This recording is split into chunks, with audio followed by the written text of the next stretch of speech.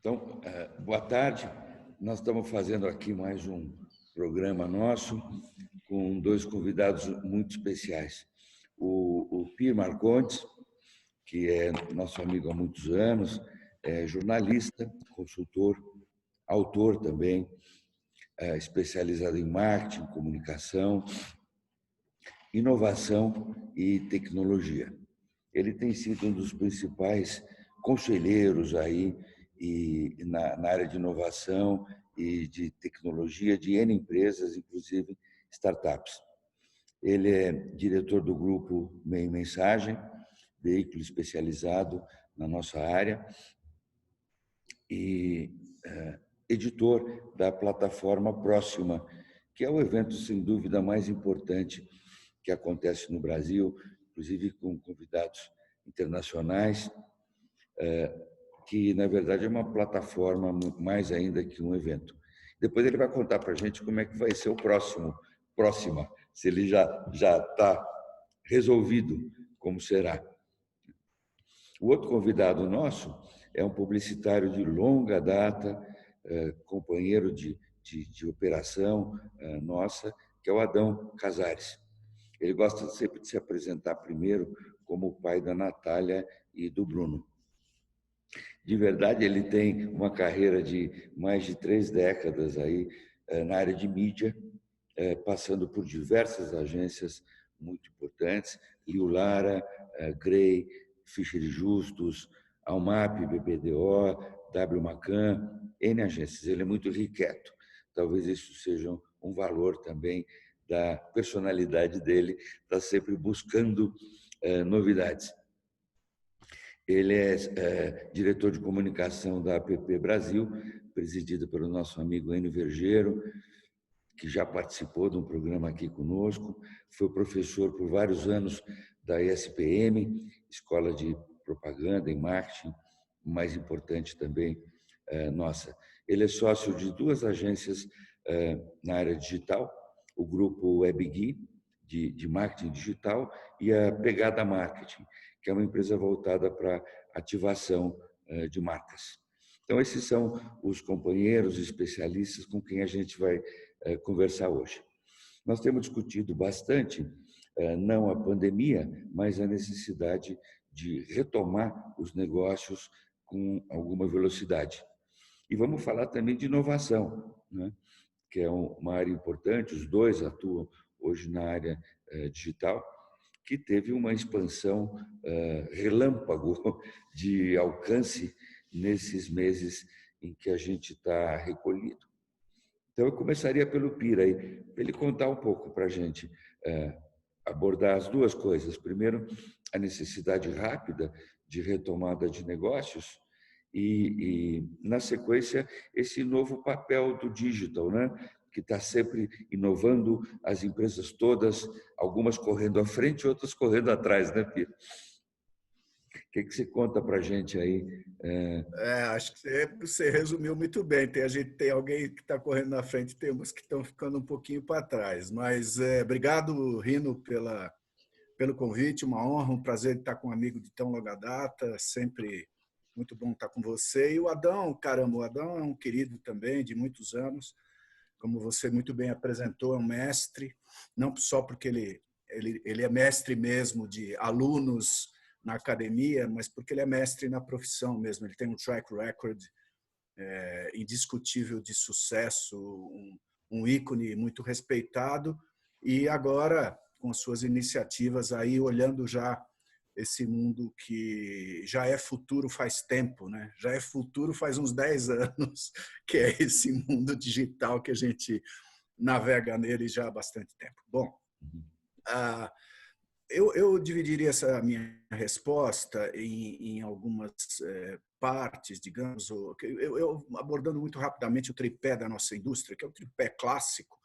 Esse tripé ele segue existindo, embora hoje a nossa indústria seja multifacetada, né? As próprias empresas que o Adão hoje é sócio, elas já são uma subsegmentação desse tripé que eu vou abordar mais claramente aqui. Mas você falou em velocidade, veja, e você falou com propriedade de que a velocidade aumentou agora durante a pandemia, mas eu queria afastar um pouquinho a câmera e dizer o seguinte: a velocidade, mesmo que a gente não tivesse essa pandemia, o que teria sido maravilhoso, a velocidade continuaria acelerando, né? Claro que esses 3 meses, a gente andou, sei lá, 2, 3 anos em 3 meses, e isso não estava previsto em nenhuma planilha de aceleração da velocidade do tempo das coisas, né? Mas a verdade é que a velocidade ela dos negócios e da necessidade de decisões está se tornando exponencial, já faz pelo menos uma década, e nas próximas 2 décadas a gente vai ver, a gente está numa inflexão dessa curva de exponencialidade, que é assim, ó, a gente está nessa inflexão aqui da curva, ela vai fazer assim, ó, ela vai, daqui a pouco ela vai fazer, em 10, 20 anos, ela vai fazer uma aceleração desse jeito. Então, a pandemia veio para acelerar um pouquinho mais essa curva, e você comentou que algumas empresas estão entendendo que isso é o que está acontecendo e tentando estar updated, e algumas estão ficando para trás, né? Então, de novo, temos os 3 pilares na nossa indústria, que são as agências, os anunciantes e os publishers ou os grupos de mídia e comunicação, né? As agências, para começar pelas agências, elas perceberam esse movimento exponencial e essa velocidade da transformação digital de 5 anos para cá, as agências brasileiras. A gente pode dizer que algumas perceberam antes? Claro que sim. E podemos dizer que algumas não perceberam até agora? Acho que seria um pouco de exagero e cruel com as agências, porque acho que todas perceberam, mas algumas vieram um pouco mais tarde para esse movimento. O que isso significa? E agora, com a pandemia, isso se acelera, né? Significa que a digitalização é um processo inevitável para o mercado de agências e que elas têm que estar, como você comentou, Rino, muito ligadas e muito antenadas no que seria tecnologia e inovação. Inovação não é uma disciplina, inovação é um processo. Se você não tem dentro da tua cultura, da empresa, e aí seja agência ou não seja agência, a cultura da inovação está embedada na cabeça de todos os colaboradores e dirigentes das empresas, né? É muito difícil de você acompanhar essa curva exponencial que eu falei. Então, inovação é uma palavra-chave em tudo isso, exponencialidade é outra palavra-chave, e para as agências, especificamente, eu diria, e tenho dito isso, que eu acho que elas têm pouca intimidade com tecnologia e pouca intimidade com os processos que os anunciantes já estão dominando com maior clareza, né? Que é esse âmbito digital, de transformação digital. Então, eu diria que as agências hoje, elas vinham acompanhando, pegaram um pouco o barco andando, uns 5 anos para cá, vinham fazendo um bom trabalho, mas eu acho que elas tomaram um susto enorme com o que está acontecendo agora com a pandemia. Acabei de publicar um artigo agora, de manhã cedo, no Próxima, sobre essa questão. Está havendo uma tensão muito grande entre agências e anunciantes, ninguém comenta isso claramente no mercado, mas os anunciantes estão meio querendo acelerar o processo das agências e algumas não estão respondendo. Então, está havendo uma tensão sobre volumes de trabalho e velocidades de entrega que está pressionando as agências de algum jeito e insatisfazendo anunciantes por outro, né? Então, as agências têm esse desafio, entenderem que a transformação digital não é uma moda ou que ela vai passar, ela jamais vai passar. A transformação digital não é uma palavra, um mote, né? Ela é uma história sem fim. Sem fim, essa história não tem fim. A transformação digital vai ser eterna, infinita. E as agências do tripé, eu vejo que elas, como eu disse, pegaram no tranco há pouco tempo atrás. Estavam fazendo trabalho, eu acho que precisam agora entender a demanda dos anunciantes, que eu já vou falar deles em seguida. E qual é a demanda dos anunciantes? A demanda dos anunciantes agora é buscar um caminho de venda. Eu sei que todos dizem, da boca para fora, que agora é o momento de apostar no relacionamento, na construção de valor da marca e entender que a sociedade está sofrendo uma pandemia terrível, uma crise sanitária sem precedentes e que elas têm que estar do lado dos seus consumidores nesse momento e dos cidadãos, principalmente, que somos todos nós. Isso é verdadeiro. Só que é o seguinte, a conta chega. No final, tem um bottom line. Os diretores de marketing têm metas a serem atingidas. A economia, apesar de estar retraída, as empresas não pararam. Elas não podem parar. Então, qual é o drama dos anunciantes? O que fazer? Não é bem dos anunciantes, é das empresas na situação de anunciantes, né? As empresas precisam produzir e vender. Essa lógica não mudou. Mudou a velocidade, mudou a viabilidade, mudou a capacidade dessas empresas fazerem isso. Agora, elas não mudaram de essência. As empresas não viraram, as indústrias, as companhias, elas não viraram centros de atendimento de dramas sociais. Essa não é a missão das empresas. Elas têm isso embedado a partir de agora, como compromisso social empresarial que elas têm. Agora, elas não vivem de fazer campanhas falando da diversidade ou do drama da pandemia. Isso não é o core business das empresas, não vai ser nunca. Então, qual é o drama desses caras que estão sentados na cadeira de marketing hoje? Como é que eu faço? Porque eu preciso vender, mas eu não posso ser um cara sem noção que fico vendendo qualquer coisa a qualquer preço sem levar em consideração as necessidades do momento, que são muito críticas e muito delicadas. Esse é o drama do cara de marketing, né? Então, esse peso da balança, eu não tenho essa fórmula. E acho que cada empresa tem que reagir da sua forma, porque cada empresa também vive em setores que estão respondendo diferentemente à crise da pandemia.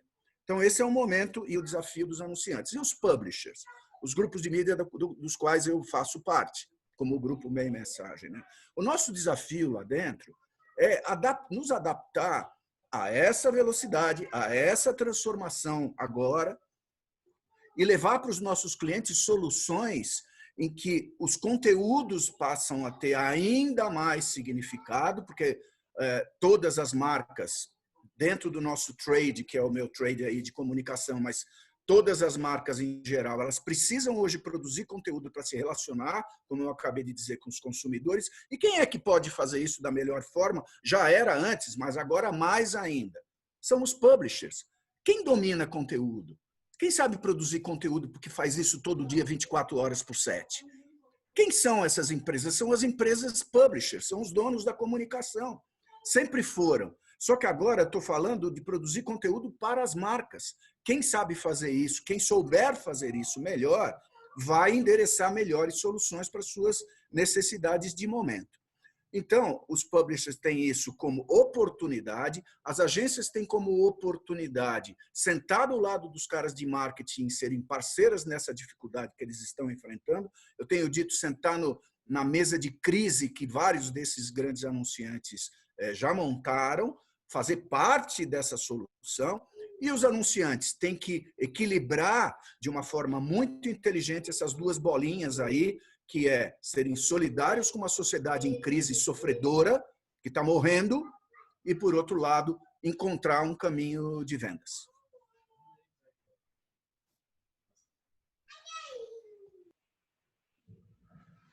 Muito legal, né, Pir? Porque a gente tem visto até algumas exacerbações de anunciantes, né, na proteção do momento.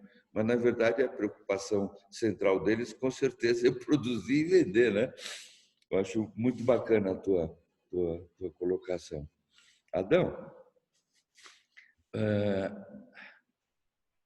aproveitando até um pouco do que o Pir falou, conta um pouco como é que você está vendo esse momento, né? E essa dicotomia, vamos dizer assim, ou estradas que precisam se encontrar, né? Entre a venda e a solidariedade, como as empresas se apresentam para a sociedade, né? Ok, obrigado, Pedro, pelas palavras. Muito bom estar aqui. Obrigado, Rino. Eu vejo o seguinte, né? Eu tenho uma operação junto com o meu sócio, que é uma agência digital pequena, miúda. A gente atende coisas menores, escritório de advogado, pet center regional, tudo. Mas eu vou falar para vocês, nos últimos 2 meses, eu acho que nós construímos 12 operações de e-commerce. Todo mundo pequeno. Então, isso vem com o que o Pietro falou. O digital já estava na nossa porta, ele entrou pela casa, ele já está no quarto, na sala, no banheiro, na cozinha, e não sai mais. Porque todo mundo hoje, dessas pessoas que eu falei, querem uma loja, querem uma loja, querem uma loja, querem uma loja, querem uma loja. Então, o Pietro falou em 3 anos, eu acho que, se me permite discordar dele, a gente avançou uns 10. Porque virou a regra do jogo você estar no digital. Tá? Não tem saída, a gente tem feito esse trabalho, tem dado certo, graças a Deus, muito bom. O que eu vejo, talvez, ainda é agências operando um pouco no formato antigo. Eu que trabalho na rua, vamos dizer, sou um vendedor, né? Eu não consigo dialogar, é difícil você conseguir falar com as pessoas. Eu até entendo que talvez a cúpula das agências tenha entendido do valor do digital, mas eu não sei se a base entendeu o valor do digital, entende? Para receber, te passar um briefing, colocar. Eu vejo que as agências estão um pouco perdidas nesta operação de para onde eu vou, o que eu faço, que alternativa tem, tá? Na minha área de ativação, tenho tentado juntar o digital com a ativação, mas fica difícil, porque, bem ou mal, a ativação requer um pouco de rua, e rua nós não podemos trabalhar. Agora, eu vejo que essa acelerada do digital mexeu em tudo, né? Desde essa alternativa que nós estamos fazendo aqui do Zoom e outras coisas, tá? Eu acho que, de vez, o digital entrou na casa da gente. Não tem saída, tá? Ele está aqui e o caminho é este.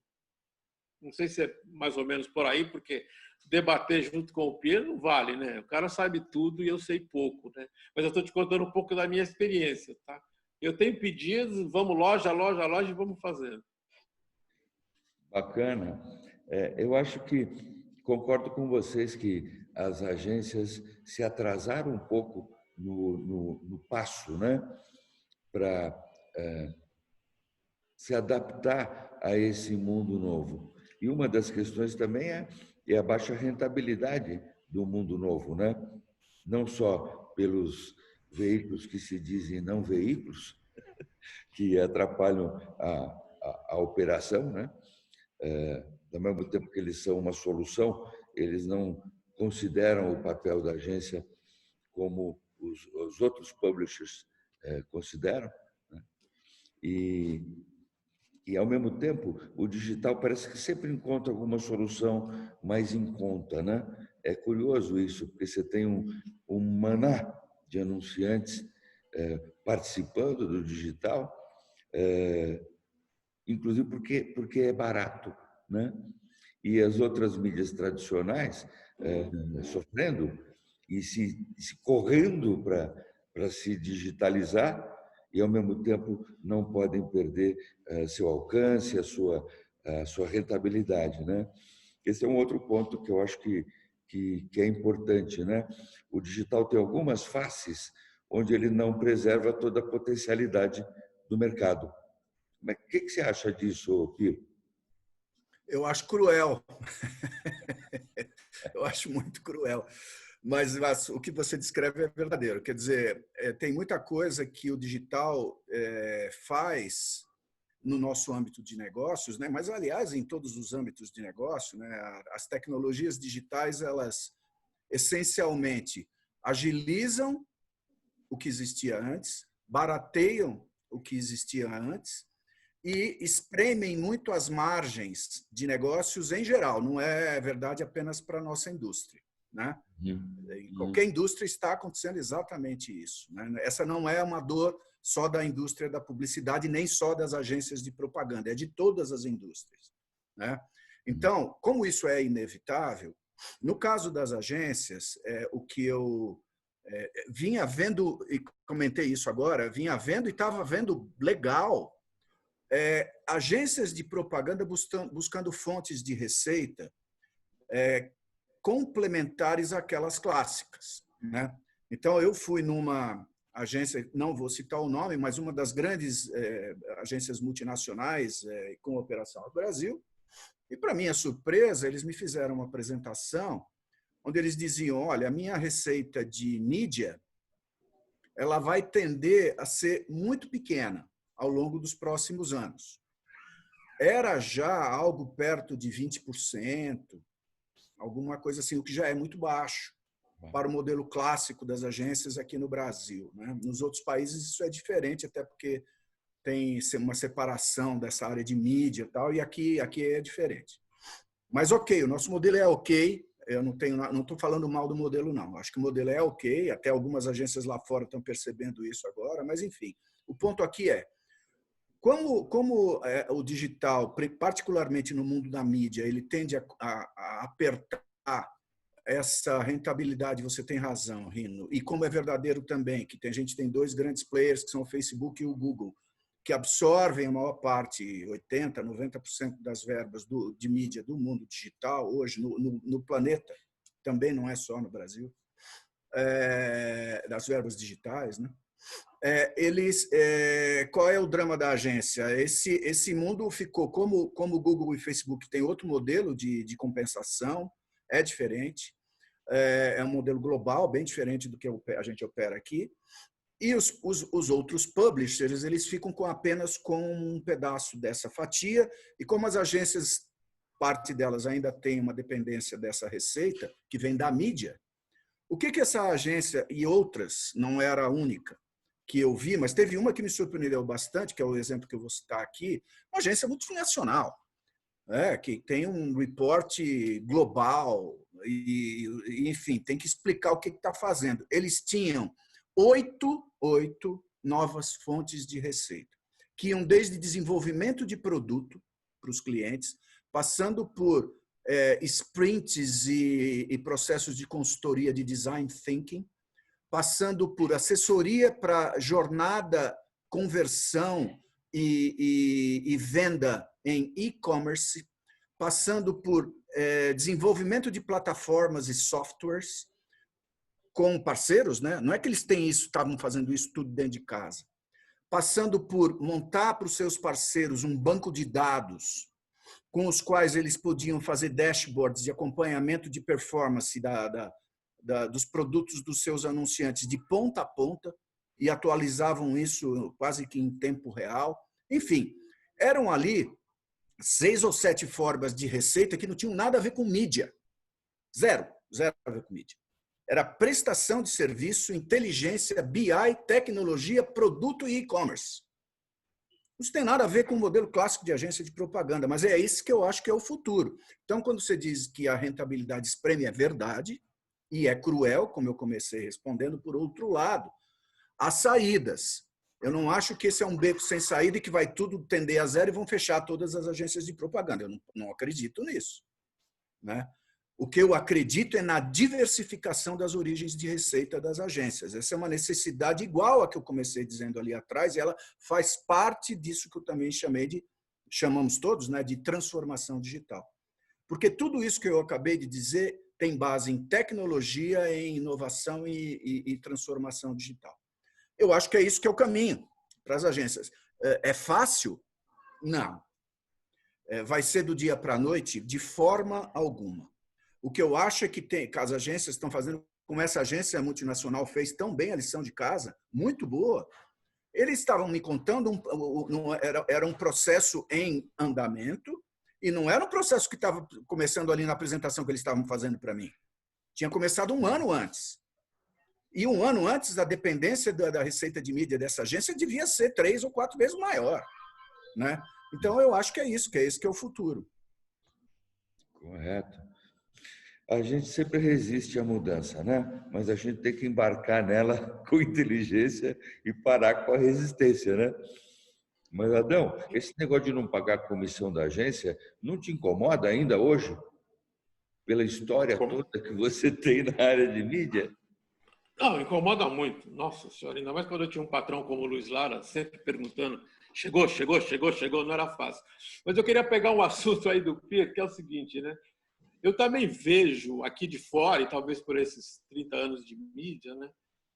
é uma percepção, eu não estou em mídia faz tempo, talvez eu esteja sendo um pouco injusto, mas as agências não conseguiram casar o on e o off. E nós nem deveríamos estar falando on e off. Tudo é uma coisa só, como diz Walter Longo, é tudo on-off, né? Mas por que eu não tenho? Quando você faz os planos de mídia, ainda eu vejo as coisas separadas, entende? As coisas têm que se conversar. E aí eu acho que você consegue cobrar melhor pelo que você está entregando, tá? Então, pegando um pouco do meu passado, tinha um flight de televisão de 3 semanas, depois você, na segunda semana, você entrava com a revista, depois com o jornal. Por que hoje o digital não faz essa cauda longa e faz que uma campanha de 2, 3 meses vire 6 meses, entende? Eu acho que está faltando inteligência. De novo, me desculpe os meus colegas, mas está faltando um pouco de inteligência, tá? Está sempre separando, o digital é isso, a televisão é isso, aquilo ali. Tem agências ainda que você, e o Pir deve conhecer melhor do que eu, ali a área digital, ali a área de mídia. Mas como? Não existe isso, é tudo uma coisa só. Eu acho que está sendo uma dificuldade desse casamento, tá? A própria Globo tem nos ensinado, né? Você acaba o programa da Ana Maria Braga, ele te joga para a internet, para você acompanhar a receita. Eu posso isso fazer com todo o cliente, tá? Eu acho que está faltando essa lição de casa de alguém, da mesma forma que o Pir falou, eu achei brilhante essa agência que apresentou 6 alternativas de design thinking, e-commerce. Qual a nossa lição de casa? Como é que a gente faz isso ficar melhor, tá? Eu vejo que a agência discute muito modernidade, mas ainda continua muito separada, entende? Muito picada, tá? E aí que vem a dor, tá? Aí você não consegue cobrar mesmo, né? Fazer. Você pode até não pagar, receber a comissão, mas eu tenho um pacote de comunicação onde eu envolvo televisão, digital, tudo, e elas se falam, eu tenho chance de ter um custo melhor nesse final, entende? Com certeza. Eu me lembro numa das primeiras tentativas nossas de praticar o digital dentro da agência, a gente teve uma agência importante digital indo morar lá conosco, né? E a ideia era que nascessem filhos do casal. Não funcionou porque acabavam cada um se isolando na sua concha e acabava cada um se isolando ali do seu lado. E a gente tinha 8, 10 projetos conjuntos. Aí a gente andava bem, mas no geral as coisas isoladas, né? E eu também acredito nessa dificuldade de integrar e nós temos feito um esforço grande na agência. Hoje a gente tem alguns clientes só digitais, inclusive, de todos falarem a mesma língua, da gente misturar, como aquele assunto de esquadrão, né? Só que o nosso esquadrão não são vários esquadrões, mas a gente está colocando a turma para pensar junto e as coisas nascerem juntas, né? E eu acho que vocês têm razão, Adão, acaba criando um valor maior para o que você está integrando, né? E também não tem aquela necessidade, como o Pir comentou, da gente ter tudo dentro de casa, né? Afinal, a agência é agência, ela não é uma indústria, ela é uma agência, né? Então, isso também é outra coisa que a gente tem que aprender, né?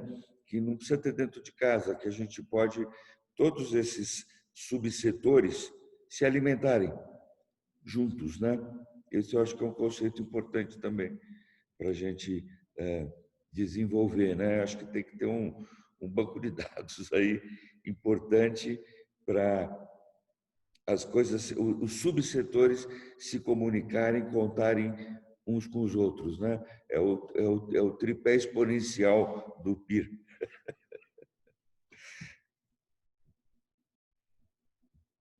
Tripé exponencial, é bom isso, não é, PIR? Tripé exponencial é a autoria sua. Eu não falei isso, não. Você que criou. Eu só juntei a sua inteligência. Eu vou começar a usar e citar seu nome aí. Ó. O Rino Ferrari Filho criou uma expressão que chama tripé exponencial da nossa indústria. Vai rindo, né? Às vezes a gente tem uma angústia, né, Pia, de não saber onde está o profissional. Por isso que eu brinquei com esse negócio de banco de dados. Você não sabe onde está o profissional que faça isso ou aquilo, né? Hoje a gente fala de gestão de projetos, né? Coisas que não existiam no passado do nosso trabalho, né? Então, eu advogo aí, acho que talvez a PP, Adão, pudesse assumir o desafio, né, de um banco de dados de provedores, de prestadores de serviços. Eu acho que seria um papel legal para a gente sugerir para você, para o Enio, né? Pode ser uma coisa muito bacana, um banco de dados de prestadores de serviços da, da área toda, né? Um monte de coisa. Não, eu, assim, agradeço. Ou então, nós três mesmo podemos montar uma empresa disso, entende? Vê como o negócio do digital é tão fácil, né? Poxa, Vamos o que o montar mercado... uma empresa, nós três, disso, botar tudo no Exato. marketplace e começar a ganhar dinheiro com isso. Porque essa é o que topo. a inovação que o Pir falou. O mercado quer, qual que é a inovação? Ah, o problema é aquele, é esse. Eu tenho uma empresa disso, entende? Vamos entregar, eu crio. Muito boa ideia, Adão. Cuidado, Enio. Eu acho uma ideia bacana e seria um prazer ter uma empresa com vocês dois. E ó, o risco de dar certo é imenso, viu? É muito grande. Não, mas a gente está brincando, mas você tem toda a razão. Você sabe que é uma dor para as agências, para os anunciantes e para os publishers, para falar de novo do tripé exponencial. Uhum. As três áreas têm uma demanda muito grande, uma dificuldade muito grande de achar quem são esses players. E eu concordo com você que, no caso das agências, elas têm que ser hubs de prestação de serviço, alguma coisa dentro de casa, mas a maior parte é fazer com parcerias.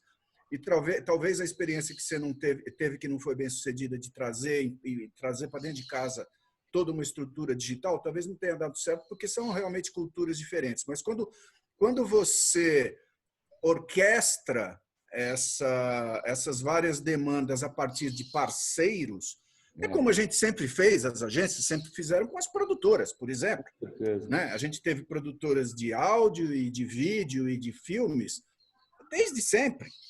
A gente senta com eles, conversa sobre um projeto comum, eles realizam, a gente está me colocando no lugar da agência, né? A gente aqui, lá da agência, administra isso em nome do anunciante e entrega para ele um produto final. A gente sempre fez essa intermediação com um leque de N fornecedores ao longo de décadas. Verdade. O que aconteceu agora é que o leque de fornecedores virou, sei lá, aparentemente infinito, né? E a gente não sabe nem aonde pegar. Onde é que está esse catálogo, né? Que é essa sua ideia, né, Rino? Ter um banco de dados com todo mundo junto. Mas, ó, a gente está brincando, mas é uma dor séria e é uma dor comum dos três do tripé, né? Cada um com a sua necessidade específica, né? Mas não existe esse marketplace ou esse lugar onde está todo mundo junto. E eu não daria acesso aos anunciantes, viu? Só as agências. As agências ficam com a resposta. Ó, só para registrar, essa empresa vai se chamar Tripex. Tripex, certo. Tripex. É o tripé exponencial. Tripex. Tá pronto. Agora é só contar. Essa é a parte mais fácil. Tá bom. Não, e eu acho que também essa coisa do marketplace, fazendo um pouco de piada, mas é bom, porque Pir deve saber melhor do que eu, né? Porque tem muita gente aí que fala do digital com uma propriedade, na hora do vamos ver, eu passo muito disso, sabe? Não é bem aquilo. Fazendo uma correlação com a agência, sabe quando você contrata um cara para ser gerente de mídia e aí ele começa a trabalhar, você vê pela demanda que ele era um supervisor ainda, entende? Fala, puta, como é que eu contratei? O cara disse que era gerente, né? E eu vejo que no digital tem muito disso ainda, tem muito... Tem, é verdadeiro. Fantasia, tem muito... Totalmente. Sei lá, o cara pega um puta filme lindo, digital, americano e tal, faz uma apresentação para o cliente que ele fala, pô, esse cara faz isso. E daí assinou o contrato, na hora do vamos ver, comprou gato por lebre. Eu vejo que tem muito disso. Por isso que a ideia do marketplace é boa. É boa. Não, e tem mesmo, Adão, tem muita... Como o mundo digital e a tecnologia ela é uma coisa que está sempre em transformação, e como a gente comentou aqui, tem vários players na cadeia, né? Cada vez mais, parece que nasce um a cada dia. Primeiro, tem uma superposição muito grande, tem muitos fornecedores que estão fazendo basicamente a mesma coisa, só que cada um tenta ter um storytelling diferente do outro. Então, é muito difícil para quem não conhece com alguma profundidade discernir o que cada um faz. E muitas vezes você tem razão, Adão, o que está dito que aquele fornecedor de tecnologia ou digital faz não é exatamente o que ele entrega. Então, tem um pouco de, vamos chamar assim, meio grosseiramente, de bullshit, nesse mundo digital. Atribuo um pouco a uma necessidade desesperada de mercado, de vender de algum jeito, e aí exagera um pouco no storytelling, né? E não entrega depois. Existe isso. E existe, para além disso, ou adicionalmente a isso, também uma superposição muito grande de ofertas muito parecidas. Então, você tem, às vezes, num determinado tipo de serviço, de tecnologia, digital, e a gente está falando genericamente, 50 empresas. Você vai ver entre elas a diferença mínima. Basicamente, elas entregam coisas muito parecidas. E aí, você faz o quê? Escolhe qual. Né? Então, é desafiador. Com certeza. Gente, nós estamos chegando aqui no final da nossa conversa. Eu queria que vocês ficassem à vontade para fazer um encerramento, uma consideração final.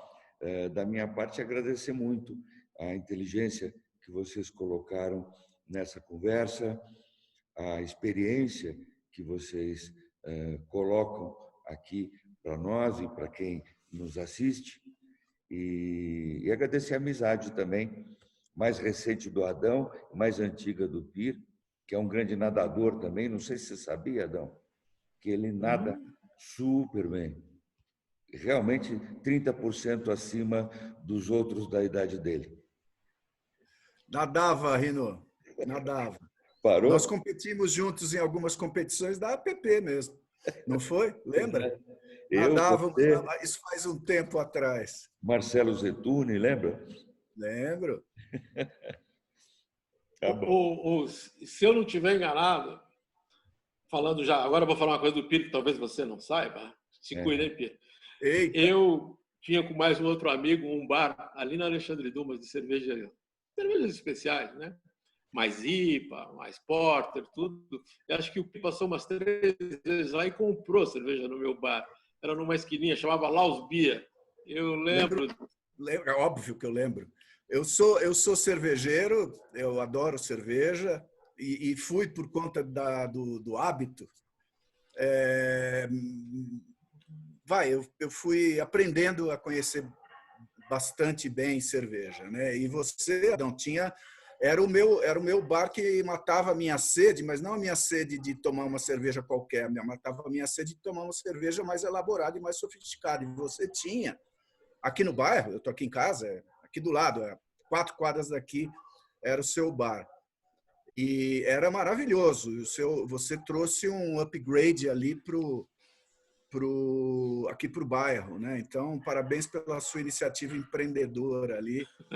Depois alguém, não sei se comprou de vocês e tudo, e tem cervejaria aqui perto também muito boa. Mas, enfim, para bebedores de cerveja, a sua iniciativa é muito bem-vinda aqui no bairro. Bom, eu vou tomar a dianteira e me agradecer o convite, agradecer estar com amigos, como você falou, Rino, sempre muito bom ouvi-los e vê-los. Da minha parte, acho que o encerramento é o resumo do que eu acabei de dizer. Acho que esses desafios vão ser recorrentes, permanentes, e acho que a gente adquirir cultura sobre eles, se informar sobre eles e buscar soluções, fuçar, não parar de fuçar o tempo todo e tentar entender que esse é um desafio que ele não vai embora, né? Ele não vai nos abandonar. Não estou falando do coronavírus, porque, se Deus quiser, em algum momento vão ter uma vacina e tudo. Talvez outros vírus apareçam, mas o fato é que o nosso desafio não tem a ver necessariamente com o vírus, né? Ele tem a ver com uma coisa que, como eu disse, será permanente, que é a transformação digital, né? Então, eu não paro de ler a respeito, eu não paro de me informar a respeito, eu tento, dentro do grupo Meia Mensagem, também dar a minha contribuição lá, para a gente ir se transformando. E é isso, acho que é o desafio de cada um daqui para frente. Obrigado pelo convite. Desculpa.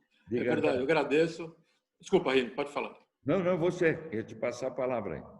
Não, eu também agradeço o convite e tudo. Fiquei assustado no começo. O Pira é uma sumidade, você é o Rino. Então, eu falei, nossa, eu mesmo. Até perguntei depois para o nosso amigo da criação lá, o Fernando. Falei, está me convidando mesmo, Fernando? Eu mesmo fico feliz, lisonjeado de ver e conversar. E entendo também que não tem volta. É desse jeito. Não sou um nativo digital, sou um imigrante digital, mas não tem jeito. Se vira, aprende, faz. E eu acho que a gente que é imigrante digital tem uma vantagem maior nessa vida digital, porque a gente já viveu sem. Então, a gente sabe como isso aqui transforma e melhora a vida da pessoa. E isso eu dou muito valor. Eu lembro quando a gente fazia aqueles cronogramas de mídia desse tamanho, hoje no Excel, tão rapidinho, para ser um negócio bem simplório. Então, quem já viveu a dureza tem esse valor. E não tem volta essa vida digital. É por aí. E muito obrigado. Obrigado a vocês. Agradeço muito a participação. Só para vocês verem como o mundo está mudado, hoje eu tenho uma casa, eu estou ficando essa temporada em Piracaia. Então, hoje eu vim, o meu sinal de internet está muito ruim lá, vai ser renovado agora. Então, eu pedi ajuda à Marina Confiança, que fica aqui em Bragança. E para eu sair de Piracaia para vir para Bragança, dá mais ou menos uns 50 minutos. Então, eu vim trabalhar de barco, dá 11 minutos da minha casa até a Marina. Eu estou pensando em manter o sistema por algum tempo, porque é muito divertido, confortável, né? E eu acho que a nossa agência está fazendo esse percurso mais lento do que nós gostaríamos, né? Mas está trilhando esse percurso, perseguindo a integração de fato do on e do off, né? E faço votos que muitas outras agências cheguem lá. Agradeço muito o exemplo que o Pir deu, porque ele é extremamente desconfortável e é isso que a gente precisa usar o desconforto, a mudança como mola propulsora aí do nosso negócio. Tenho certeza que várias agências vão nos assistir também. Se eu fosse eles, eu assistiria, porque eu aprendi muito hoje com vocês dois. Tá bom? Muito obrigado e bom final de pandemia para todos nós. Para todos nós. Obrigado. Obrigado. Obrigado, gente. Foi um prazer. Obrigado. Prazer, viu?